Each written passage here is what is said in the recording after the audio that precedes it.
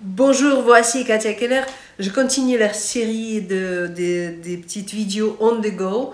Et ici, je veux vous citer un email que j'ai reçu il y a quelques jours, un email de la part de Christine, qui a écrit: j'ai fait de la musique depuis toute petite, un amateur, de la flûte traversière, du chant, cours de chant lyrique. J'ai commencé l'orgue il y a quelques années. J'ai une bonne musicalité suite à ma pratique de la musique de chambre et de l'orchestre. Je me questionne par rapport à un petit problème particulier. Ici le problème. Lorsque mon oreille doit tenir compte de sons et de bruits environnants, par exemple lorsque je chante en chœur, chorale d'amateur, je force ma voix qui se fatigue rapidement. De même, dans le bruit, par exemple au restaurant, s'il y a trop de décibels, je crois que mon larynx se bloque et je ne peux plus parler. Pouvez-vous m'aider à comprendre ces phénomènes et à les surmonter? En fait, cette problématique, c'est assez répandu parce que bien sûr, quand dans le milieu, on se trouve dans le milieu où il y a des bruits, on essaie de projeter plus de décibels, nous-mêmes, de parler ou de chanter plus fort. Hein. Et là, bon, il faut se rendre compte que on doit rester connecté à l'oreille, hein, surtout quand vous êtes dans la situation musicale. Bien sûr que vous devrez rester connecté à l'oreille, mais en même temps, on doit avoir de l'espace pour contrôler sa voix, pour mesurer sa voix. Et bon, le premier conseil à donner là, c'est notamment de retrouver l'enracinement, de poser sa voix.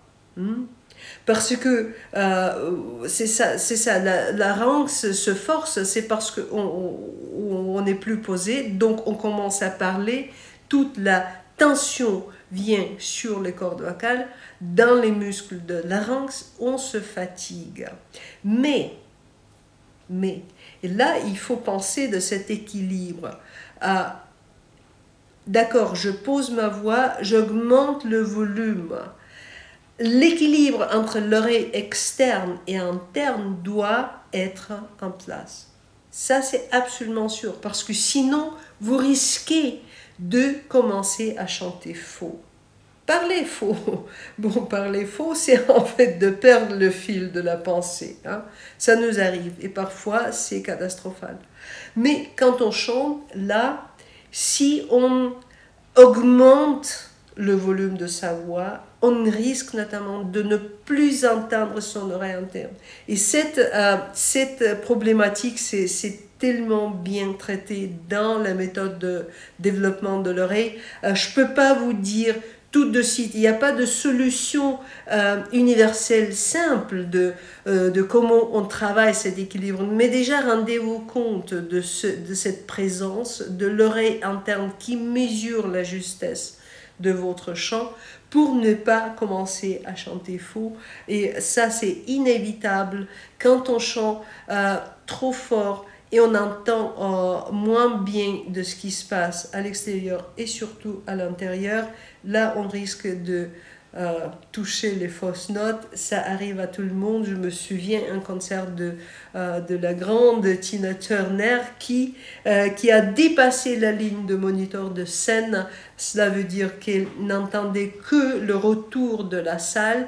Et là, du coup, la grande Tina Turner commençait à chanter faux parce qu'elle n'entendait plus de ce qui se passait, qu'elle a perturbé cet équilibre. Donc, deux choses: débloquer votre voix en revenant à la voix posée. Deuxième chose, garder l'équilibre entre l'oreille extérieure et externe et interne. Et ça va vous aider de rester bien connecté et relâché, notamment dans mes méthodes sur la voix, sur le développement de l'oreille. Je vous donne, il y a plein de choses qu'on peut faire pour vraiment se connecter et rester connecté dans cette manière habituelle. Hein. Ce n'est pas quelque chose qu'on doit contrôler exprès. C'est quelque chose qui doit être installé dans notre corps comme la seconde nature.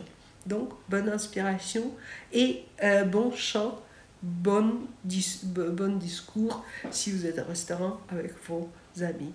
Au revoir.